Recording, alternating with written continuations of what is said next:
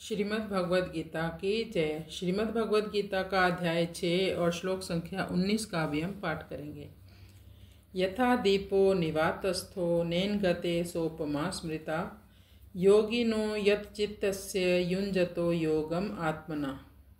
यथा दीपो निवातस्थो नेन गते सोपमा स्मृता योगिनो यत् चित्तस्य युञ्जतो योगम आत्मना।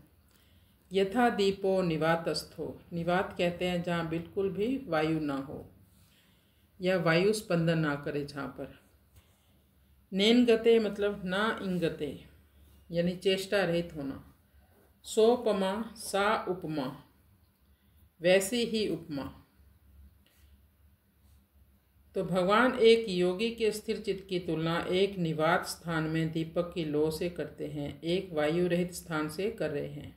यदि ऐसे स्थान में एक दीपक को जला दें तो उसकी लौ बिल्कुल सीधी होगी। वैसे ही ऐसे योगी का चित्त संसार के विषयों से चलायमान नहीं होता, बिल्कुल स्थिर चित्त होता है उसका। बहुत अच्छी अवस्था है ये चित्त की। मैंने इससे पहले भी बताया था कि चित्त की 5 अवस्थाएं होती हैं। सबसे पहले है मूढ़ अवस्था। व्यक्ति इस अवस्था में रजोगुण के प्रभाव में नाना प्रकार के विषय भोगों का चिंतन करता है। दूसरी है क्षिप्त अवस्था। क्षिप्त अवस्था में रजोगुण और तमोगुण का प्रभाव दोनों का होता है। रजोगुण का प्रभाव ज़्यादा होता है। मूढ़ अवस्था और क्षिप्त अवस्था ये दोनों ही निम्न कोटि की अवस्थाएं हैं।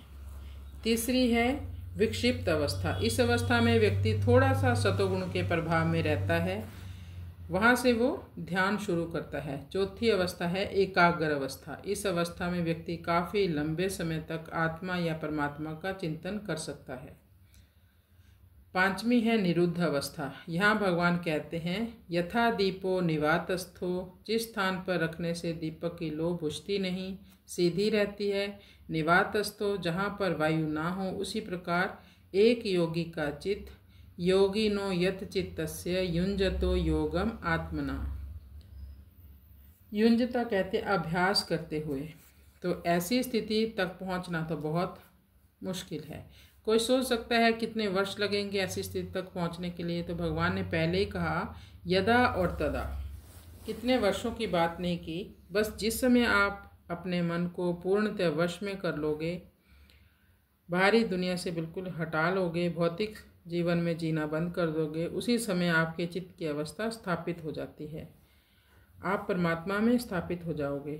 योगी के चित्त का प्रवाह हवा के समान है, तो संसार के जो विषय हैं वह भी हवा के समान ही हैं, और दीपक का जो लौ है वो हमारे मन के समान है।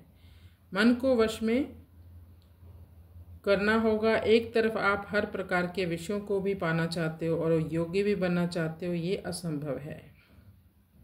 ये तो अष्टांग योग की, अष्टांग जो योगी होते हैं उनकी विधि बताई है, उनके बारे में बताया है। ये सब नियम उनमें होने चाहिए। लेकिन सामान्य योगी भी जो हैं उनकी भी यही चित्त की अवस्था होनी चाहिए, तभी वो आत्म साक्षात्कार कर सकते हैं और पूर्ण योगी बन सकते हैं, योग में स्थित हो सकते हैं। कृष्णाय वासुदेवाय हरये परमात्मने प्रणतक्लेशनाशाय गोविंदाय नमो नमः। ओम श्री परमात्मने नमः।